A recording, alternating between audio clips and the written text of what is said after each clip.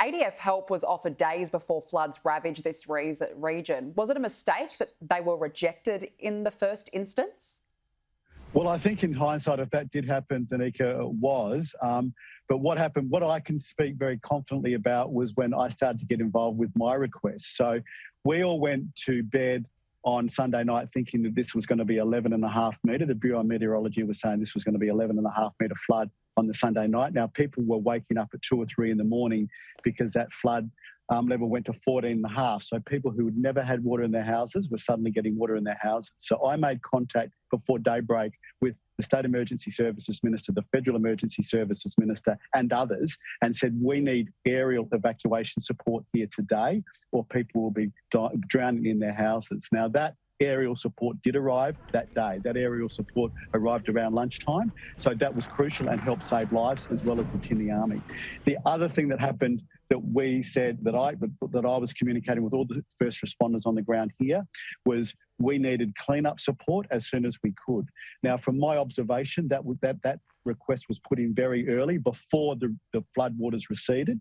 Now, the floodwaters in Lismore's case started receding on the Thursday and clean-up equipment started happening on that Thursday afternoon and has been building every single day to the numbers we have today. So my two takes from this were I demanded urgent aerial support on the Tuesday, evacuation support, which arrived, and we needed the clean-up equipment, which did start to arrive as soon as the floodwaters receded. OK, so that was around the Tuesday, you said, and correct me if I'm wrong, that's around the 1st of March, but we're talking days before this event, and a number of residents on the ground have said that they were completely blindsided by the fact that the scale of the floodwaters. So had the ADF had boots on the ground earlier, even days earlier, could that have made a big difference? Well, what was the first thing that needed to happen, on the ground, if you like, what we needed straight away was evacuation support because the place obviously was covered with water. So there was very little you could do on the ground. But, you know, I think what happened here, look, I don't necessarily want to get into the blame game today because, I mean, there will be obviously inquiries into this about who said what and when X government or X person did what. But this caught us everyone by surprise. This was a 2.5 metre bigger flood than we'd ever seen. And that was where everyone became aware of that to happen at 1 o'clock basically in the morning. Now, the aerial support that I requested urgently on Monday morning, which was the 28th, arrived that day. So that saved lives. That saved lives, as did the Tinny Army. That saved lives. The next important part of this, what we needed then was we needed clean-up equipment on the ground to start to help people, do that type of job. And that job couldn't start until probably the Friday, the Thursday afternoon / the Friday, because literally it took that long for the floodwaters to recede. Now, what I have observed here locally is from that Friday, continuing ADF supporters to continue to arrive every day. Now, could we have had more? Did we need more in an unprecedented disaster like this? Yes. But those two requests that I was part of certainly happened in that timescale. What is your assessment now on the work that agencies are doing on the ground? Is the effort coordinated?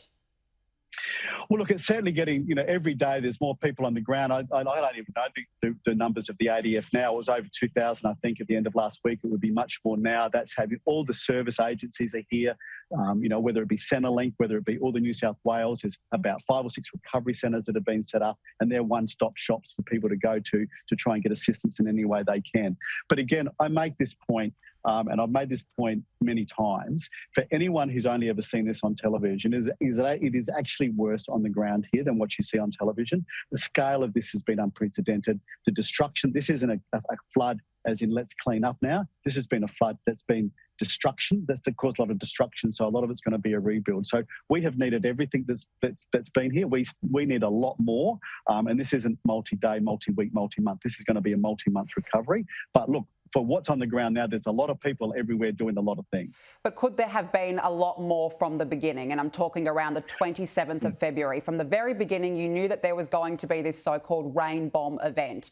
Was that when help was needed the most? Well, look, I, again, am unfamiliar with what the requests were between agencies before the event. So I literally can't comment on that because I don't know who has said what before the 28th. But I know what happened on the 28th. I know the request that I were part of. I mean, before daybreak, when I knew that this flood was going to be the scale it was, I demanded, I begged for aerial support to be here that day or people would drown in their homes, and that happened. Now, if we went back in hindsight and said, and knew, if the bomb had known, or the bomb's models said this was going to be a 14.5 metre event, Sunday, there would have been a lot happen before Monday. But we didn't know that. They didn't know that. That wasn't predicted. But look, because of the scale we've had, we have always needed more than what we've had. But look, hindsight's a very clever thing. But look, we had the aerial support on the Monday, which saved lives. The clean-up equipment started arriving from Thursday afternoon to Friday, which has been very necessary and going to be necessary for many weeks and months. It certainly will. Kevin Hogan, we have to leave it there. Thank you for joining us. Thank you.